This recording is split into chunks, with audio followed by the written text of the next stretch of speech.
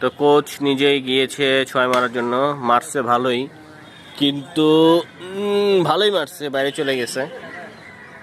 Next shot, দেখা যাচ্ছে এটা হাতে যে পড়ছে, ভালো মারতে পারে নাই।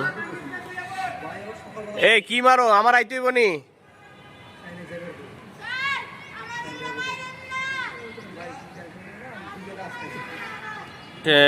নতুন একটা দেখা যাচ্ছে, নতুন একটা ব্যাট চেঞ্জ করলো।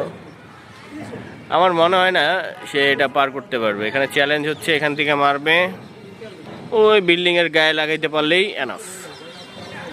তো এত বেশি না, হয়তো বা 60 মিটার হবে। তো বল কিন্তু অনেক পুরনো, এইবার মনে হয় যেতে পারে। ইয়েস, লাগাই দিছে অলরেডি।